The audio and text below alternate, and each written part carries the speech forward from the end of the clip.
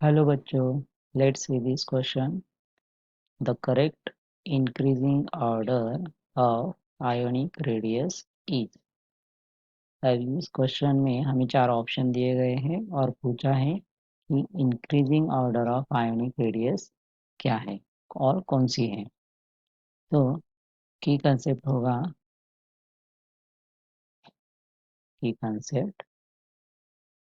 Ionic radius.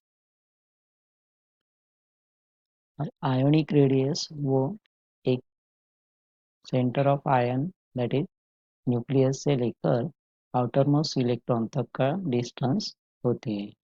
The ionic radius is mainly depends on the ions is cation और anion. मतलब यहाँ पे ions के दो टाइप्स हैं। First is cation and second is anion. Anion मतलब जो एटम इलेक्ट्रॉन किसी और को देता है और फॉर्मेशन ऑफ पॉजिटिव चार्ज बनाता है आयंस में, तो वो कैटायन कहलाता है। फॉर एग्जाम्पल, जब ये एटम एक इलेक्ट्रॉन किसी और को दे देता है तो यहाँ पे पॉजिटिव चार्ज क्रिएट हो रहा है, तो वो ये क्या है, कैटायन। और रिएक्शन इज लाइक दिस। और एनायन में इलेक्ट्रॉन किसी और से लेता है तो एनायन बनता है।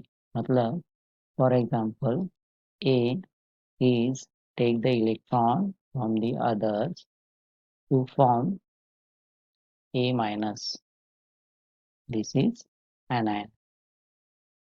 Okay. Factors affecting of this ionic radii is first is charge of the ion. Charge of the ions मतलब जब किसी भी एटम में से एक इलेक्ट्रॉन निकल जाता है तो उस पर एक पॉजिटिव चार्ज आता है। मतलब अगर 2 इलेक्ट्रॉन निकलेंगे तो 2 पॉजिटिव चार्ज, मतलब उसकी रेडियस और भी कम हो जाती है। इसका मतलब है कि कैटायन की रेडियस डिक्रीज होती जाती है as the number of electron increases.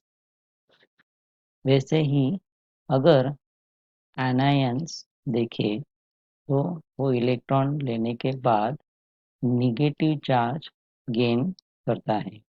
Okay, तो इसमें रेडियस इंक्रीज होती जाती है क्योंकि इसमें एक इलेक्ट्रॉन ऐड होता है। ओके, तो जितने नंबर ऑफ इलेक्ट्रॉन्स ऐड होंगे उतनी उसकी रेडियस क्या होगी, इंक्रीज हो जाएगी। मतलब कैटायन की radius as compare to anion छोटी होती है। ओके, ना radius of cation is less than radius of anion. Okay, then second factor is number of electrons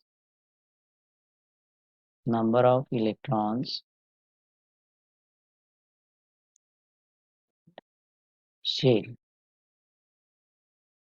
अब इन अ पीरियड, जब हम पीरियड्स में पीरियोडिक टेबल में इसका ट्रेंड देखेंगे तो in a period left to right जाने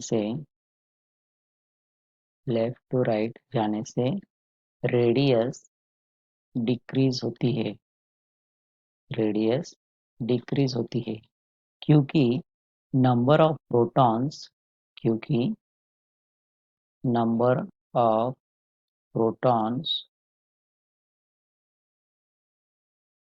इंक्रीज होते हैं एंड उसी वजह से न्यूक्लियर फोर्स ऑफ अट्रैक्शन बढ़ जाता है। But in a group top to bottom जाने से आयोनिक रेडियस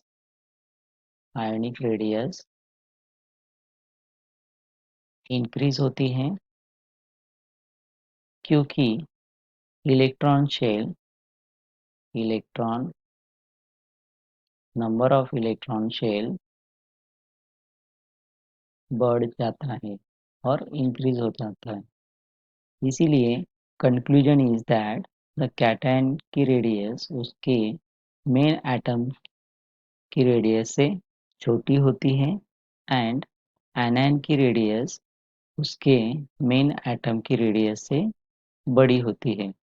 अब हमारे क्वेश्चंस में हमें 4 आयंस दिए गए हैं।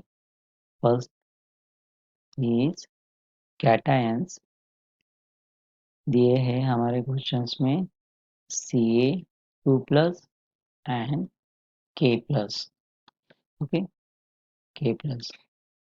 अब इसमें एटम की साइज छोटी है, क्योंकि नंबर ऑफ इलेक्ट्रॉन्स कम होने से फोर्स ऑफ अट्रैक्शन बढ़ता है। लेकिन जब हम इसका कंपैरिजन देखेंगे तो Ca2+ पे 2 पॉजिटिव चार्ज है एंड K+ में 1 पॉजिटिव चार्ज है। मतलब Ca2+ से 2 इलेक्ट्रॉन्स बाहर निकल रहे हैं और K+ से ओनली 1 इलेक्ट्रॉन बाहर निकल रहा है। तो Ca2+ की रेडियस ये कम होगी K+ से, ओके। और सेकेंड टाइप है एनायंस। क्वेश्चन में ऑप्शंस में हमें Cl- दिया है एंड H2- दिया है, that is chlorine anion and sulphur anion. अब यहाँ पे माइनस चार्ज क्रिएट हो रहा है, मतलब इसमें एटम की साइज बड़ी होती है, क्योंकि एक्स्ट्रा इलेक्ट्रॉन ऐड होता है, ओके। और इसी वजह से इलेक्ट्रॉन के बीच रिपेलेंट फोर्स बढ़ता है। अब इस एनायंस में यहाँ पर एक पॉजिटिव निगेटिव चार्ज है और यहाँ पे 2 नेगेटिव चार्ज है। तो ये एक इलेक्ट्रॉन ले रहा है और ये 2 इलेक्ट्रॉन्स ले रहा है। अब इसी वजह से Cl- की रेडियस H2- से कम होगी, क्योंकि Cl- में एक ही इलेक्ट्रॉन ले रहा है, इसके वजह एज कंपेयर टू 2 इलेक्ट्रॉन्स। अगर 2 इलेक्ट्रॉन लेगा तो शेल भी इंक्रीज होगी एंड नंबर ऑफ इलेक्ट्रॉन्स भी इंक्रीज होंगे, ओके। तो दैट्स वाई हमारे ऑप्शंस में अगर हम देखेंगे तो फर्स्ट ऑप्शन में Cl- लेस देन Ca2+ है, मतलब एनायन पहले है और कैटायन बाद में है, तो ये ऑप्शन गलत होगा। सेकेंड में ऑप्शन में K+ है, लेकिन ये लेस देन H2- है, मतलब एनायन है, सो इसे ये भी गलत होगा। थर्ड ऑप्शन में H2- less than Cl- less than Ca2+ less than K+ है, मतलब एनायन की साइज छोटी दिखाई है और कैटायन की साइज बड़ी दिखाई है, तो ये भी गलत होगा। अब लास्ट ऑप्शन में Ca2+ is less than K+ is less than Cl- is less than H2- दिखाया गया है। तो यहाँ पे कैटायन की साइज हमारे सीक्वेंस से मैच होती है और आयनाइन की साइज भी हमारे सीक्वेंस से मैच होती है, इसीलिए ये ऑप्शन करेक्ट होगा. Okay, so our final answer is option number D. Okay, so I hope you understand it well. Best of luck